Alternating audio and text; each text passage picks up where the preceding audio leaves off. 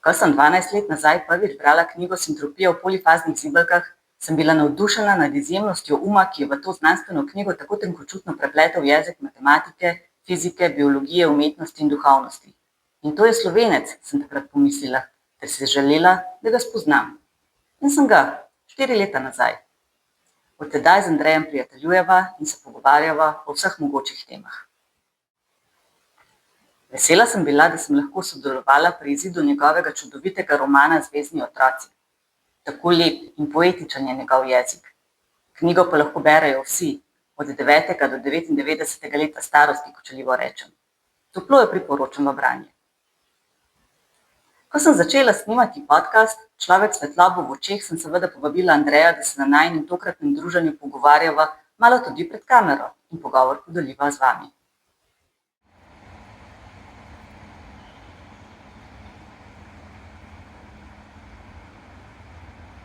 Živjo, Andrej, danes sva tukaj ob Krki, ob čudoviti reki. Zmenila sva se, da se bova pogovarjala malo o naravi, o človeku, o družbi, o vsem, kar je pomembno za današnji čas. Ja, Vesna, hvala za vabilo. Res v res lepem kraju, poletje, začetek poletja šele, ampak narava je polna življenja. Tukaj sva prejle občudovala kačje pastirje, ribe v vodi, veliko paglavcev je tudi žab, bo na pretek očitno. Ptici pojejo, vse je v polnem razcvetu, pač kot ljudje govorijo, narava zdravja, ne, v slovenščini se še rima, to narava zdravi. Ker narava nas uči, kako celostno razmišljati in delovati. Tako da se ne izgubimo v nekem slepem, linearnem razmišljanju, pač razmišljanju v tem stilu, smo v točki A, iz A pridemo v B, iz B v C, po neki linearni poti naprej, ampak tako hodiš po poti, gledaš tudi levo in desno, vidiš vse, vidiš celoto, sproti opaziš nešteto možnosti, ki jih nekako v celoti vseh hkrati upoštevaš, ko se odločaš za nadaljnje korake na tej poti. To je celostno razmišljanje, delovanje, ki je nekaj povsem drugega, kot so linearno delovanje, ko slediš nekemu cilju, ozko slediš nekemu cilju v okviru nekega interesa. To je pač za sodobnega človeka je to dostikrat osnovni vzorec preživetja, slediš nekemu cilju, delaš garaž v službi, se boriš za denar in tako naprej. Je pa jasno, tako se postavlja vprašanje, ali je družba na ta način stabilna, ali smo ljudje na ta način srečni. Tukaj se številna vprašanja postavljajo. In jasno, tako vemo, da stvari niso tako enostavne. Če tako pogledamo recimo neko drugo žival, konj. Konj, pogled konja ni fokusiran tako kot pogled človeka, da vidi, pač človek vemo, da ima pač tisto območje na mrežnici, ki je najbolj občutljivo za svetlobo, tako da pogled fokusira predvsem na eno področje. Konj vidi celoto ostro, levo, desno, vse vidi enako ostro. Zato mu dajo plašnice. Ja, zaradi tega konj tudi drugače razmišlja, ne razmišlja tako linearno kot človek, ampak bolj celostno. Ker hkrati, ko se pase po travniku, opazuje 100 različnih rastlin in zna nekako med temi rastlinami izbirati, kaj mu ustreza. Človek je pa pretirano usmerjen samo k enemu cilju in spregleda številne možnosti, ki bi bile za njega mogoče boljše. To je v bistvu človek današnje dobe, človek, ki je v to linearnost vzgojen, je celo indoktriniran, naravni človek pa deluje drugače, deluje bolj celostno in deluje povezano z naravo, z ritmi narave, z ritmi življenja in je sposoben te večdimenzionalnosti. Ja, enkrat sem recimo bral eno francosko knjigo o tem, kako živijo Indijanci Janomami v gornjem porečju reke Orinoco v Kolumbiji. To je začetek Andov, tam pod Andi. In pač je bil nek antropolog tam, nek francoski antropolog, ki je nekaj mesecev preživel z njimi, se tudi zaslov njihovega jezika naučil, da je bil on prvi zahodnjak, če tako rečem, ki je prišel v stik z njimi, tako da oni pred njim niso videli nobenega tujca. Tako da je res opisal potem v tisti knjigi eno tako pristno življenje nekaj avtohtonega ljudstva, ki ga sodobna civilizacija ni pokvarila. In oni izredno občutljivo, že kako hodijo po pragozdu, že kako opazujejo rastline, kako mehko vse dojemajo, kako celostno razmišljajo, kako poznajo tisoče različnih rastlin, vejo, kako z njimi delati, kako jih kuhati in tako naprej. Kaj še spoštljiv odnos imajo do vsakega delčka v naravi. To je zelo drugače kot to, kako mi v tej naši sodobni družbi delujemo, ko smo veliko bolj grobi. Oni so veliko bolj nežni, veliko bolj tako občutljivo delajo za vse, ker se zavedajo, da so ranljivi, ravno tako kot je narava ranljiva. In zaradi tega noče raniti, ker vejo, da bodo tudi sami lahko hitro ranjeni. So v stiku z naravo, so v nekem dialogu. Mi smo pa zgubili nekoga, mislimo, da smo vladarji vsega, pa nismo. Ja, to je res. Spomnim svoje lastne izkušnje, ko sem bila 3 tedne pri enem indijanskem plemenu globoko v amazonskem gozdu, ki živi še čisto naravno, odmaknjeno, lovsko-nabiralniški način življenja in je točno tako. Energije tam so drugačne, ljudje so drugačni in vsi so tako lepi. Tako lepi, taka lepota sije iz njih, da se v bistvu zaljubiš čisto vsakega človeka, ki ga tam srečaš. Ne glede na to, ali je moški, ženska, otrok, starec, lepi so. Tako agresivni so, tako nežni, tako fini. In pa jaz vem, da sem imela kar 2 meseca težave, da sem se nazaj aklimatizirala v ta težki svet, v katerem živimo, ker so energije tukaj tako goste in težke. Ko sem prišla v Rio de Janeiro, iz katerega sem letela proti Evropi, to je to, ali si povezan ali nisi. In pa vprašanje, kdo je zdaj civiliziran. In ali je civilizacija res samo ta naša tehnološka civilizacija mest in držav, ali je to samo ena izmed množic civilizacij, ki obstajajo. Nekatere so bolj materialno usmerjene, nekatere so bolj usmerjene duhovno. Ampak vse so civilizacije. In zdaj se meni bolj zavedam, da je to pač eno od mnogoterih, ker pač zahodni svet, kot smo ga poznali v zadnjih 200 letih, naprimer, se ruši sam vase v nekem smislu. In to zmeraj si priznavamo. Si pač nekateri to bolj vejo, drugi manj, ampak na vsakem koraku opažamo, da se stvari korenito spreminjamo in da ljudje niso srečni. Ljudje niso srečni. In iščemo neke nove poti. Zdaj, tukaj bi recimo dal pozornost na znanost, ki je imela pomembno vlogo v razvoju sodobne družbe. V kakšnem svetu zdaj živimo, zato je veliko vlogo imela sodobna znanost in tehnologija, ki se je razvila znanost. Tehnologija kot neka hčerka znanosti in to dvoje, ta dvojica nam je omogočila bolj udobno življenje, če tako rečem. Pred 100 leti so naši predniki morali vstajati ob 4 zjutraj in so delali do mraka, dokler se zvečer ni stemnilo, na polju so garali, ni bilo še strojev in niso imeli veliko časa, da bi o duhovnih temah razmišljali.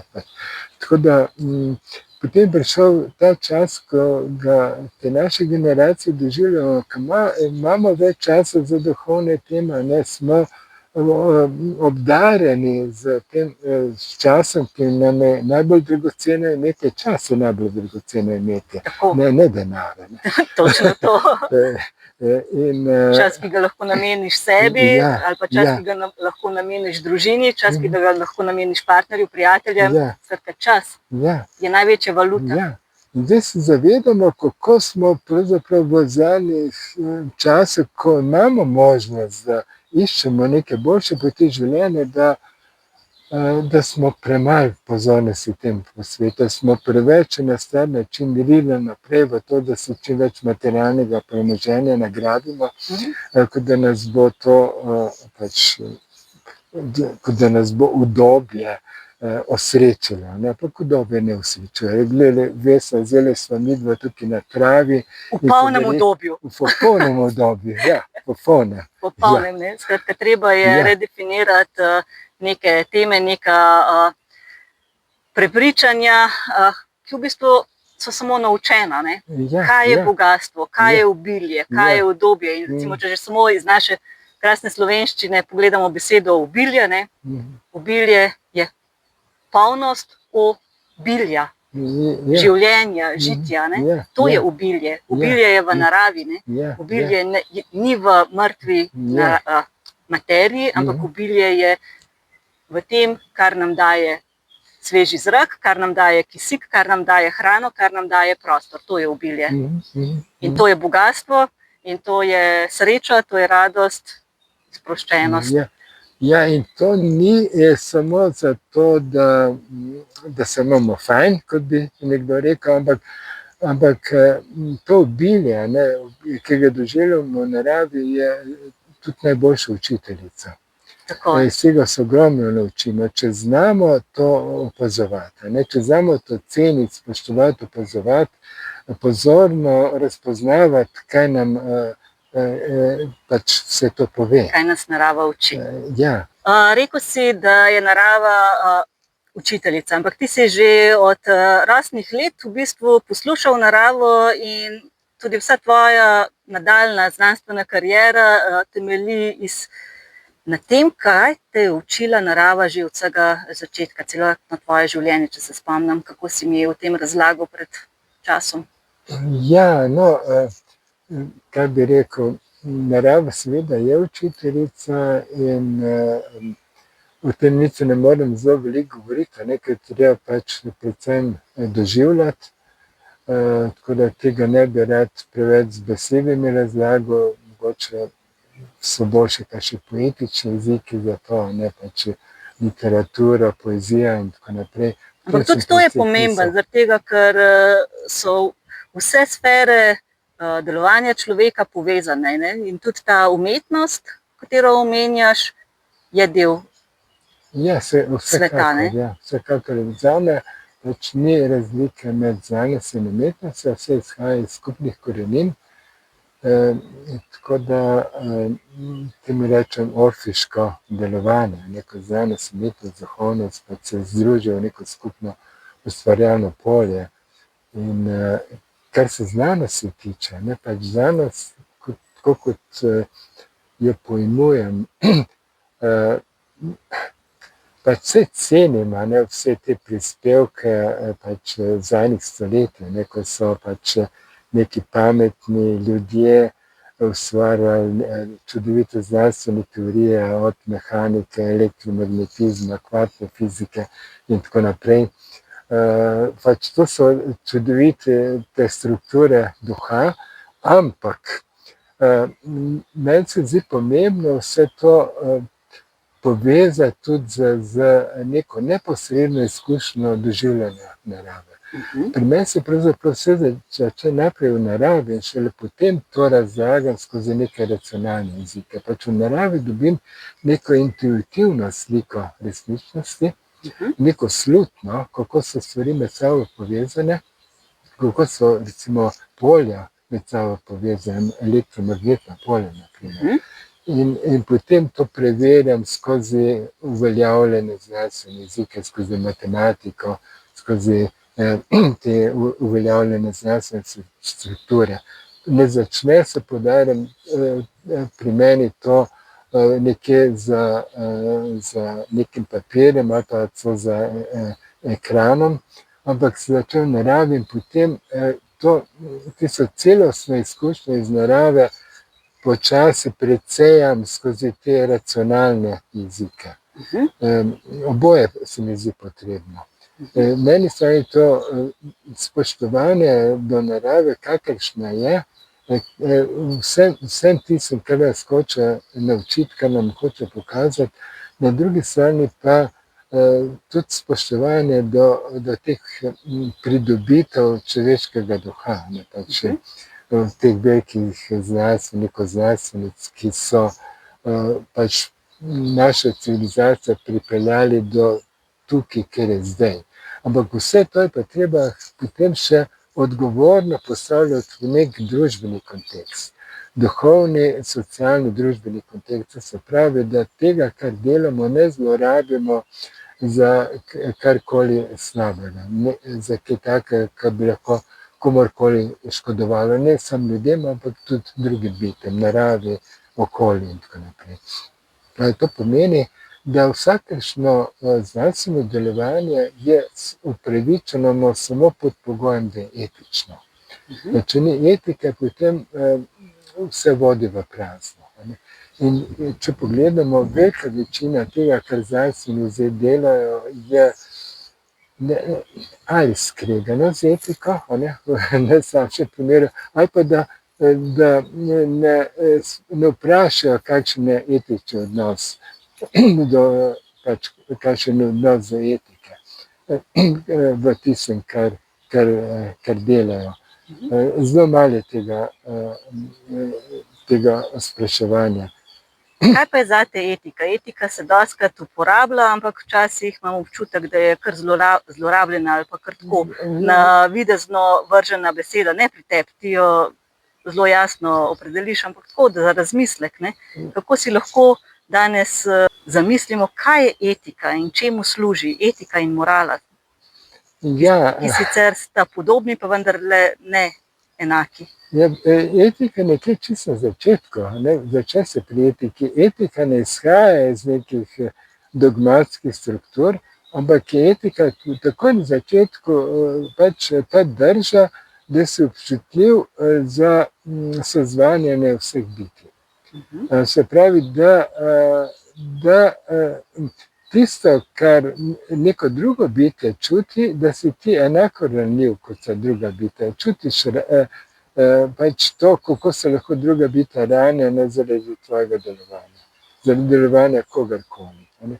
Ker smo vsi med sabo povezani in zdaj midva vesna sva v naravi, in če hodiva bosi po travi, potem vsak trn čutimo na podplati. In to je potrebno, da ima človek te izkušnje.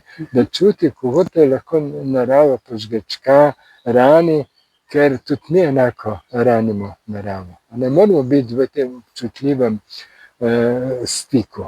Zaradi tega pač je izredno dobro, da če več hodimo bosi po naravi, da če več smo v tesnem stiku z naravo, da se predamo te celovitosti, da se spustimo v kakšne nepredvidene situacije, za katere imamo v Sloveniji veliko več možnosti kot v kakšni drugi deželi, ker je divjine prinaša relativno veliko. Lahko se poglobimo v kakšen pregozd, preživimo tam nekaj dni in noči, pač se srečamo mogoče z risom in tako naprej. Pač se nekako soočamo s tem, da smo mi enakovredni s temi živalmi, ki nas lahko tudi prestrašijo mogoče, tako kot jih mi prestrašimo. Mi medveda menda bolj prestrašimo kot medved nas. To je z večino živali tako, sploh tiste, za katere nekateri rečejo, kako se jih bojijo, je v bistvu ravno obratno. Je večinoma pri živalih to skrajni način samoobrambe, ko se obrnejo v protinapad, ko so ogrožene. Kača, gad, modrasti piči samo, če se čuti ogroženega, če si po nesreči na njega stopil, recimo. Drugače se ti pa, če se le da, umakne. Podobno tudi medved. In večina živali. No, razen mogoče kakšen komar, ki pa namensko pikira na nas in danes pa tukaj le ob reki bojo kmalu prišli in se gostili na nama. Ampak okej, tudi komarji morajo živeti in baje so hrana za lastovke, lastovke pa veselo občudujemo vsi. Ja, tudi komarji. Ja. So pomemben del kroga življenja. Mm. Eno vprašanje še je povezano z naravo in raziskovanjem in znanostjo. Ti že celo življenje pravzaprav raziskuješ sintropijo. Mm.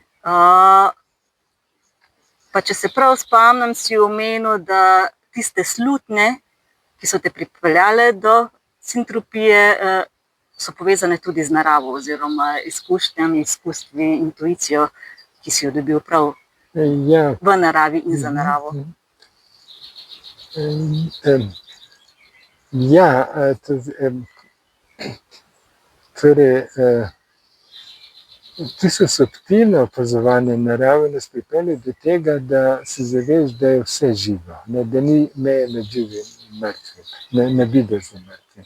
Se pravi, ne samo, da so ptice in žuželke in ribe in tako naprej in žive, ampak da so tudi kamni živi, da je zrak poln življenja. In bil sem še zelo mlad, ko sem se zavedal, da imamo, kako bi to povedal, da obstajajo možnosti, da se pogovarjamo z molekulami zraka. Sliši se nenavadno, ampak molekule zraka, pač to so znana poglavja iz fizike, molekule zraka se z neverjetno hitrostjo premikajo sem in tja s hitrostjo zvoka 300 metrov na sekundo. Zato imajo v sebi neizmerno kinetično energijo. In če bi mi lahko te molekule zraka usmerjali, da bi nekako povedali, da nas se vse usmerjajo v isto smer, bi dobili izredno močan zračni tok s hitrostjo 300 metrov na sekundo, ki bi ga lahko pač izkoristili z neko vetrnico za pridobivanje energije. Zdaj, jasno, klasična fizika pravi, da je to nemogoče, da molekul zraka ne moremo usmeriti, da ni načina, da bi se z njimi pogovarjali, ampak ravno ta duhovni odnos do narave, do širšega stvarstva, nam pa odpre nek globlji intuitivni pogled, da lahko iščemo možnosti tudi izven obstoječih znanstvenih struktur, ker te obstoječe znanstvene strukture temeljijo na načinu razmišljanja iz prejšnjih stoletij, recimo iz 19. stoletja, ko je nastal entropijski zakon. Entropijski zakon nasprotuje sintropiji. Takrat na sredi 19. stoletja niso imeli nobenih izkušenj s sodobnimi merilnimi možnostmi, recimo z elektronsko mikroskopijo, niso imeli možnosti računalniškega modeliranja kompleksnih sistemov, biomolekul, recimo in tako naprej. Vse te možnosti danes imamo in te nove možnosti nam znova in znova potrjujejo, da obstajajo načini, da komuniciramo s temi osnovnimi delci v naravi, z molekulami, z atomi. Obstajajo neke načini, kako komuniciramo preko električnih, magnetnih polj in drugih, tudi razakvatna polja, če tako imenujem. Tako da na ta način ravno skozi to, kako bi rekel, kvantno zrenje narave se nam odprejo vrata, kako organizirati termodinamske delce v naravi, pa bom še povedal, kaj so termodinamski delci, kako jih organizirati, da bojo ustvarjali neke urejene strukture, tako kot sem prej omenil, recimo to urejena struktura usmerjenega toka vseh molekul. Termodinamski delci so recimo molekule, elektroni, atomi in tako naprej, prav vsi tisti delci, ki se pri določeni temperaturi vibrirajo, gibljejo, vrtijo z veliko hitrostjo, se pravi, imajo neko svojo lastno termično energijo, ki je povezana s temperaturo. In čim višja je temperatura, tem večjo energijo imajo. In princip sintropije je, da to neurejeno termično gibanje, ki se imenuje v znanstveni govorici termodinamski kaos, da usmeriš v neko urejeno gibanje, v urejeno strukturo. To se pravi, da iz kaosa ustvariš nek notranji red. Entropijski zakon trdi ravno nasprotno, da vsak red spontano razpada v kaos in da obratna pot ni možno, da bi kaos se pretvoril v red, razen če za neko zunanjo agresijo nasilno kaos premišlja v red, ampak s poudarkom na zunanje agresije, zapravo do zunaj pride neka močnejša energija, ki premaga nekaj šibkejšega. Se pravi, imamo tiste hierarhije, ki so pa lahko velik problem, kot smo prej že omenili.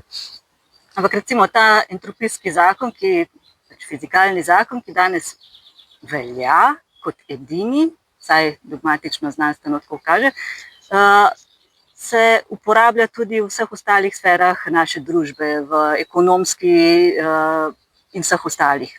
Vsi sistemi delujejo na način, da pojasnjujejo in utemeljujejo, da je to naravni red. Pa vendar je to en red. In če pogledamo zdaj entropijo, o kateri govoriš, pa da danes ne zaideva tukaj na tehnično plat, mogoče sem v osnovi poveš, kaj je sintropijski zakon, kaj je sintropično načelo, pa da se danes usmerva v druge vidike sintropije, ne toliko tehnične, ampak mogoče bolj duhovne in splošne družbene. Ja, torej entropijski zakon pač pravi, da nek začetni red spontano razpada v kaos. Naprimer, bom kakšen primer dal, recimo, da imamo kozarec vode pa kozarec črnila, zmešamo oboje skupaj in se bo črnilo pač pomešalo z vodo in bomo dobili neko sivo tekočino. To se spontano zgodi. Bomo pa zaman pričakovali, da se bo ta siva tekočina spontano razmešala v čisto vodo in v črno črnilo. To je en tak klasičen primer entropijskega zakona. Se pravi, začetni red, ko je jasno, kje je voda, kje je črnilo, razpada v kaos, ni več jasno, kje so molekule vode, kje so molekule črnila, vse je med sabo pomešano. V začetku smo pa vedeli, da so molekule vode v levem kozarcu, molekule črnila pa v desnem kozarcu. In pač so bili na koncu 19. stoletja veliki fiziki, recimo en teh najbolj pomembnih je bil Ludwig Boltzmann, ki je bil glavni učenec našega Jožefa Štefana. Poročen je bil z goriško Slovenko, tako da je imel zelo velike povezave s Slovenijo, hodila sta Boltzmann pa njegova žena na počitnice vsako leto v Divjim pri Trstu, tam, kjer je bil tudi Rilke. In tako da je pač rojstvo entropijskega zakona, je treba poudariti, je zelo, zelo povezano z Slovenijo. Kakšno naključje, da je tudi rojstvo sintropije zelo, zelo povezano s Slovenijo in s tabo, Andrej. Moramo to narediti, ker za uravnovešenost. To bo trvalo pri entropijskem zakonu, je treba to popraviti in nekaj narediti za sintropijo. Močno nalogo si zadal. Na sreči Boltzmann se je celo življenje trudil, da bi teoretično dokazal entropijski zakon, se pravi, da začetni red razpada v kaos in da obratna pot ni možna, da recimo to ni možno, da bi molekule zraka se obrnile v eno smer ali pa elektroni, da bi vsi šli v eno smer in bi potem dobil nek električni tok. Boltzmann se je to celo življenje trudil, pri tem skoraj oslepel, ker je intenzivno bral znanstvene članke in se trudil, ko so mu oči že plešale, potem je morala že žena brati članke in potem bil na koncu tako obupan, ker je čutil, da za svojega življenja ne bo mogel dokazati entropijskega zakona in se je obesil. V Divjinu pri Trstu se je obesil. In nekaj let pozneje, pač kot da bi on napovedal svojim trudom za entropijo, za kaos, on se je trudil za to, da bi dokazal, da gre vse v kaos. Nekaj let po njegovi smrti, da se je dejansko začel kaos, začela se Prva svetovna vojna. Južni del Soške fronte se je dotaknil morja tik pred Divjino. Kakšen splet. Točno tam, kjer je on naredil samomor. Tam se je končala Soška fronta. Kako zanimivo.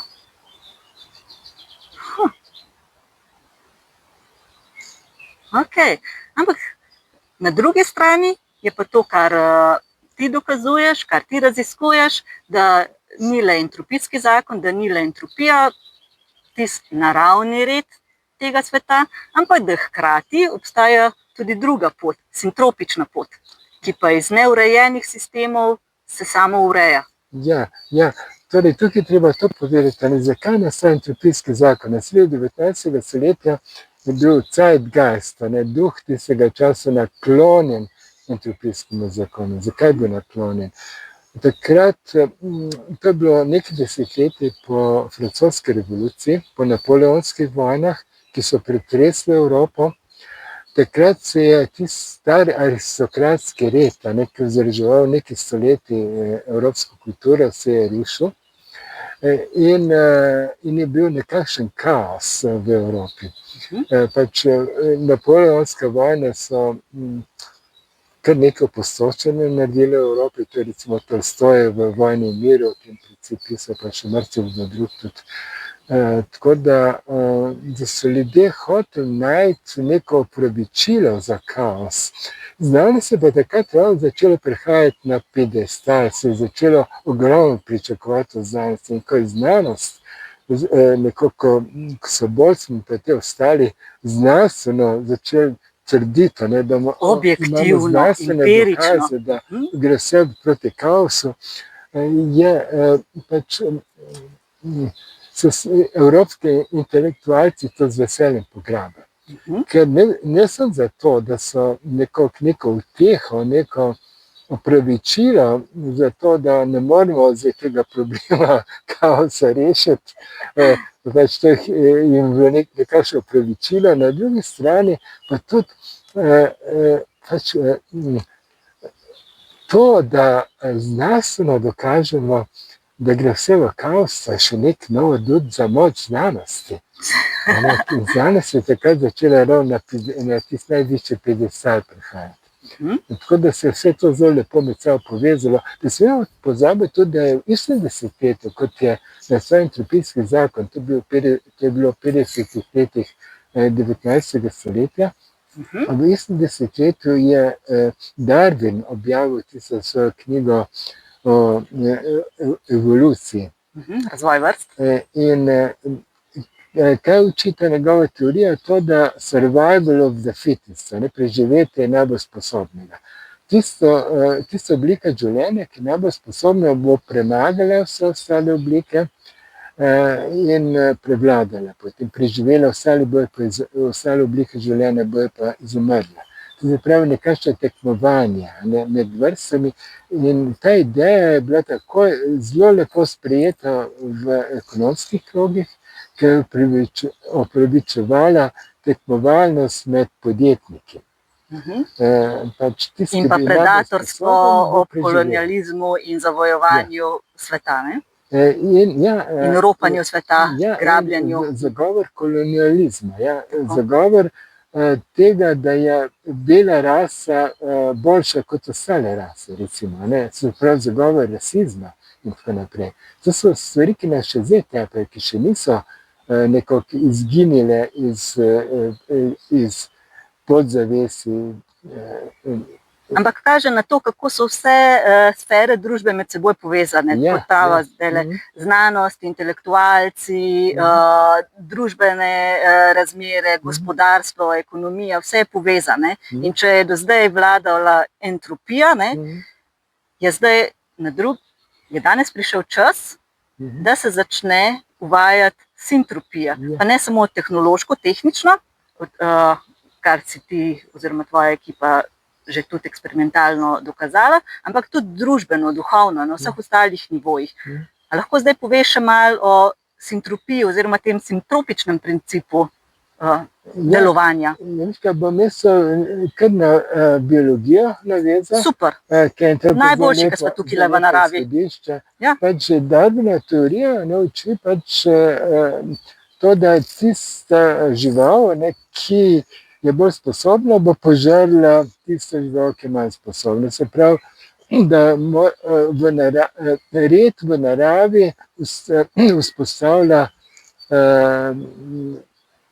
boj za preživetje, boj za prevlado, se pravi, vse temelji na prevladi in izkoriščanju močnejšega nad šibkejšim. Se pravi, močna je hierarhija, vsak se mora boriti za to, da je čim močnejši, da bo lahko na račun ostalih preživel. Se pravi, življenje nekega bitja je možno samo na ta način, da požira druga bitja. Če entropijski zakon uči, da vsako bitje lahko preživi samo na račun okolice, s tem, da ima neko prevlado nad šibkejšimi drugimi bitji, potem v nasprotju s tem zakon entropije uči, da vsako bitje ima sposobnost svoje lastne samoorganizacije, avtonomno sposobnost, se pravi, da ne potrebuje prevlade nad drugimi. Bitjem ni treba žreti drugih bitij iz okolice, ni se jim treba vzpostavljati svojega lastnega notranjega reda na račun reda iz okolice, ampak ima vsako bitje sposobnost ustvarjanja svojega lastnega reda s svojimi lastnimi močmi, ne da bi zaradi tega okolica trpela. Ta ideja je popolnoma v sozvočju z sodobnimi razmišljanji na področju globinske ekologije. Ker pač sodobne spoznanja na področju ekologije so nam zelo jasno pokazali, da moramo radikalno spremeniti odnos do narave, se povrniti v tisto občutljivi odnos z naravo, kot so ga imeli naši davni predniki, hkrati pa, da uporabimo tudi nekatera spoznanja sodobne znanosti, ki so lahko tudi popolnoma koristne, če jih etično uporabimo.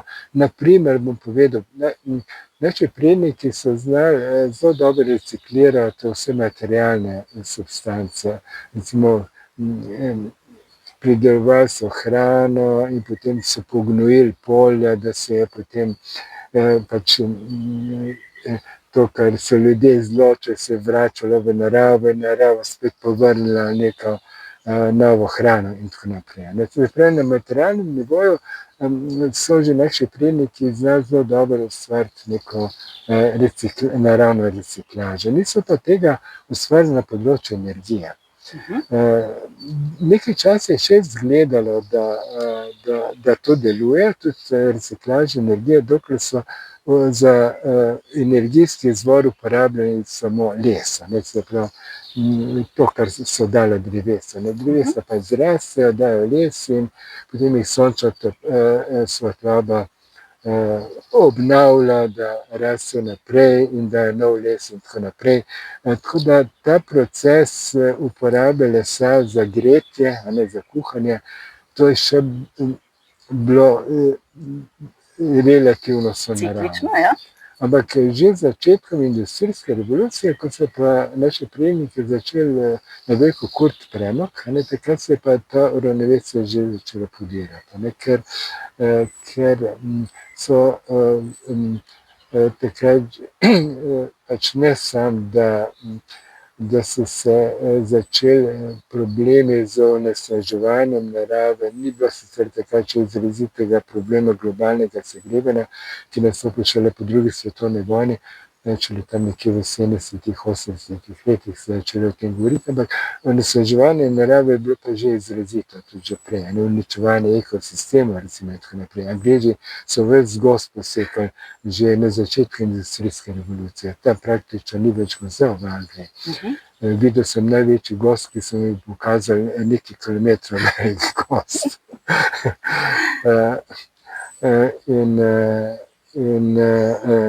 Tako da z odkritjem nafte, z razvojem avtomobilske industrije, se je pa ta proces še poglobil, ker nafta je pa potem sprožila še ta novi val industrializacije, ki je bil še močnejši in je vodil do še večjega družbenega razslojevanja. Čeprav se je takrat govorilo o ameriških sanjah, kako ima vsak neomejeno pot do čudovite svobode, ampak to ni bilo za vse, to je bilo samo za en del družbe. Tako da se je tukaj na veliko začelo prodajati neko iluzijo. Takrat so tudi svetele razne marketinške agencije in tako naprej, ker se je začelo potrošništvo. Pač ameriška vlada je v 20 letih 20. stoletja ustanovila ministrstvo za marketing, za ekonomski marketing, zato ker so ugotovili, da po koncu prve svetovne vojne, zato da industrija z vsem tempom lahko delala naprej, so morali ljudje začeti več kupovati. Da se ne bi ta razvoj, ta kapitalistični razvoj, ki so ga pričakovali vlagatelji, se pravi, te, ki so imeli delnice v podjetjih, pač so zahtevali nenehen razvoj, nenehne dobičke, nenehno ekonomsko rast. In ta rast je bila možna samo, če je potem ameriška vlada prepričala državljane, da največ kupujejo. Zato so ustanovili ministrstvo za propagando, ustanovili določene šole, ker so se izšolali psihologi, ki so raziskovali, kako z novimi propagandnimi triki prepričati ljudi, da kupujejo. Takrat so nastali potem te trike, recimo, da pač nek nov izdelek prikažeš na tak čustven otročji način, ki na ta način bo bolj v srce ljudi neka stvar segla in bo ljudje potem bolj sploščeno to stvar kupovali. Tako pač to je bil ta zgodovinski razvoj, ki je bil zelo vezan na nafto in na vse to, kar se pa zdaj kaže kot velik problem, uničevanje okolja, globalno segrevanje in tako naprej. Ampak to je vse v skladu z entropijskim zakonom. Se pravi, v skladu s tem, da naravni sistemi razpadajo in ustvarjajo kaos. Naprimer, energija, ki se centrira v nafti, potem z gorenjem se razprši v bolj entropične oblike energije, nazadnje v naravno toploto okolja, tako da se potem ta toplota porazgubi v okolju in prispeva tudi k globalnemu segrevanju in k onesnaževanju in tako naprej. Sintropija pa ponuja obratno pot, skratka obrne cikel iz tega linearnega, enosmernega pogledanja v reciklažo, v recycling nazaj. Ja, ker sintropija omogoča reciklažo energije. Sintropija omogoča to, da se tista toplota, ki se v naravi porazgubi zaradi entropijskega zakona, pa zakon sintropije to toploto zna pretvoriti nazaj v bolj uporabno obliko energije in to je električna energija. Skratka, midva že govoriva o zakonu sintropije, čeprav znanstveno, dogmatično še ni potrjen, ampak naravno pa je to zakon, ki je usporeden z zakonom entropije. Vsaka nova ideja v znanosti je najprej na margini, na robu. Tako to se ne smemo slepiti, da radikalni prelomi v znanosti nastajajo v mainstreamu. Mislim, to nas pač za nos vleče, ne pač mediji, ampak v zgodovini ni bilo nikoli tako. Pač radikalne odkritja so nastajale zmeraj nekje na robu, ker v mainstreamu pač so se jasno tudi številna znanstvene napredki so se dogajali, ampak rutinske. Tam šlo za rutinske, za neke izboljšave, za posamezne manjše odkritja, ampak ti so res nova. Moraš izstopiti ven iz vsega znanega. Iz miselne škatle moraš izstopiti. Out of the box. Out of the box, ja. In to je pa ravno ta nelinearni način razmišljanja, ta intuitivni način, celostni pogled na svet. Biti občutljiv za to, kaj ti narava pove, recimo. Biti občutljiv tudi na to, kaj ti družba v sodobnem času sporoča. Da svet noče več delovati naprej na tak način, kot je do zdaj deloval. Vse na svetu se podira, ne smemo se slepiti pred tem, kaj se dogaja. Kaj se dogaja recimo na nivoju svetovne energetike. Trenutno je recimo Hormuška ozina zaprta. Ne. Svetovna ekonomija se utegne podreti zaradi tega. Ne. Imamo hude politične pretrese, imamo neke avtokrate, ne samo v Ameriki, Rusiji in druge, tudi v Sloveniji, ne, imamo avtokrate, ne, ki so zdaj na oblasti.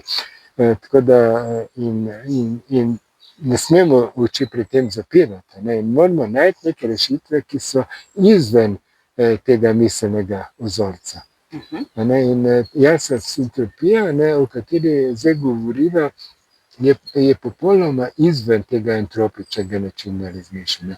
Izven tega načina razmišljanja, da bo tehnika rešila vse probleme, da bo vojska rešila vse probleme, da bo neko nasilje rešilo probleme, neka vojaška moč neke države nad drugimi državami, neko oboroževanje, s katerim zdaj Evropska unija nori, ne samo Amerika, pa kaj še drugi deli sveta, ampak kot da je ves svet znorel, in misli, da bomo nekako nek razvojni preboj, kot temu reče, ustvarjali z oboroževanjem. Na eni strani imamo ljudi, ki nas skušajo prepričati, da moramo vse vložiti v nek razvojni preboj, ampak ta razvojni preboj se predstavlja popolnoma po nekih preživelih miselnih vzorcih, popolnoma entropičnih, na drugih strani imamo pa katastrofo, ki nam zares ponujajo s svojim imaginarnim razvojnim prebojem. Tako da moramo izstopiti iz vse te dvojnosti v nekaj popolnoma novega, nekaj drugega. In tako da zdaj, ko se tukaj naravi pogovarjamo o sintropiji, o celostnem razmišljanju, o sozvanjanju vseh bitij, o etiki, vse to med seboj povezano in lahko verjetno začutimo, kako, v kateri smeri moramo razmišljati in delovati.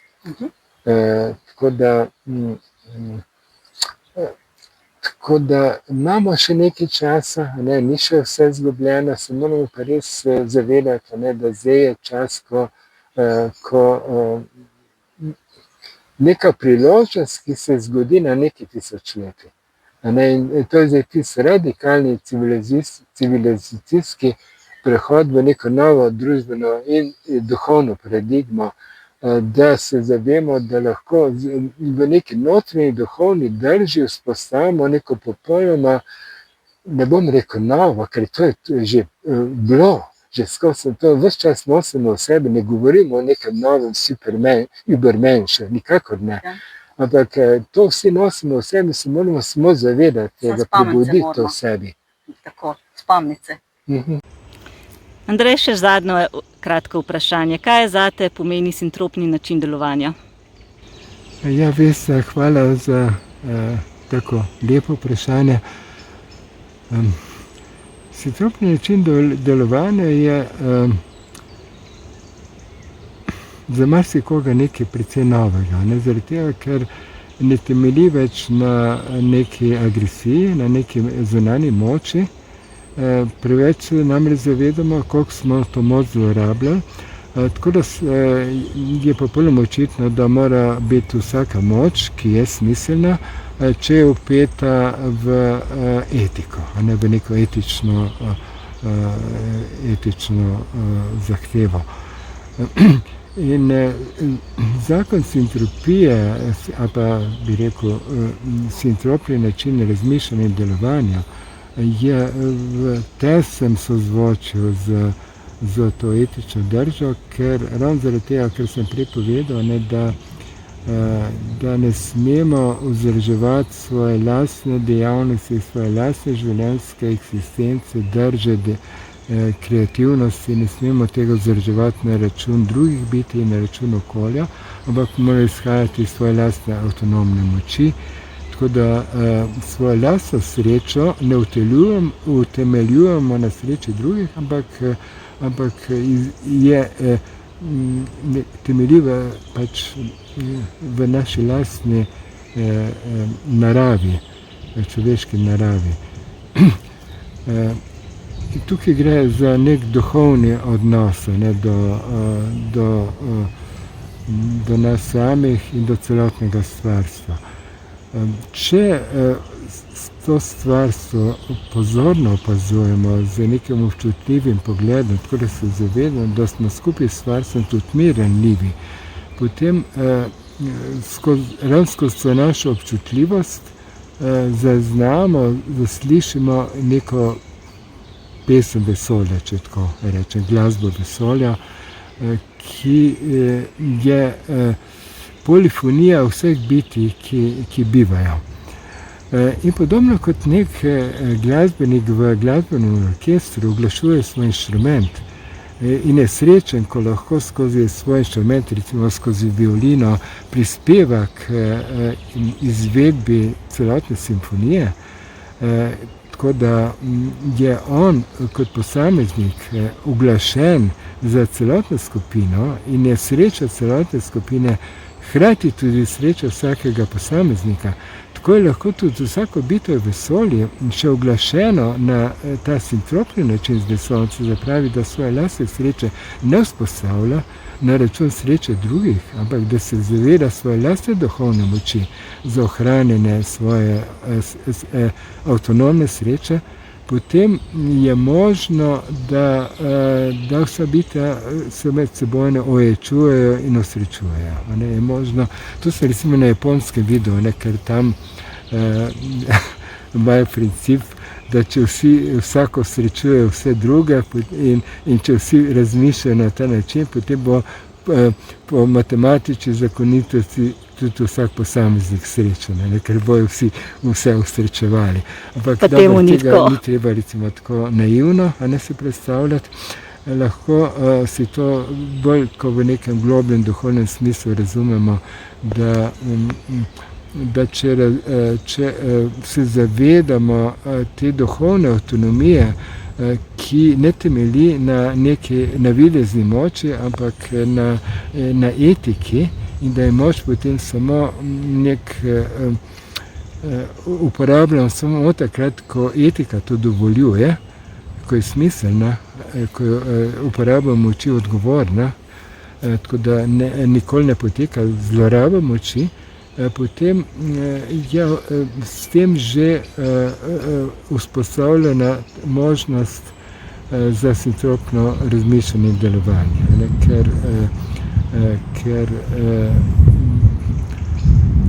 ker se vsa bitja odpirajo v celoto, so občutljive za celoto in obstaja ta feedback, povratna zveza, tako da vsako bitje, kar daje okolici, to sprejema hkrati z okolico. Tako da je vse v neki zelo intenzivni komunikaciji, v pozornem poslušanju. Recimo, če gremo zjutraj v goste, ko ptiči začnejo peti, opazimo to, da vsi ptiči pojejo toliko, da lahko tudi poslušajo druge hkrati. Noben ptič ne poje pretirano kar naprej, ampak zapoje, potem pa utihne in posluša ostale. In šele potem, ko sliši, kaj vse ostali zapoje, tudi sam spet zapoje. In tega smo si ljudje majčkeno odvajali. Posebej v tem zadnjem stoletju, ko nas sodobna ekonomija sili, da kar naprej delamo reklamo zase, za self-promotion pa tako naprej, so te ideje takole malo opešale, ampak moramo nazaj spostaviti naravni odnos do celote, tako da se ne bomo domišljali, da smo mi nekaj posebnega in da je vse okolje okrog nas nam podrejeno, ampak da se zbudimo v tem pradavnem zavedanju, ki ni nekaj novega, ampak smo že ves čas, pravzaprav vse vedeli, samo časa na to pozabimo, da je sreča že globoko v nas samih zasidrana in da s pravilnim delovanjem lahko to na zdrav način vzdržujemo. Skratka, bodimo srčni, bodimo to, kar smo, bodimo pristni, avtentični, bodimo tenkočutni tako do sebe, kot do sočloveka, kot do narave in stvarstva v celoti. Ja, Vesna. Hvala. Hvala, Andrej, za tale pogovor. Hvala tebi.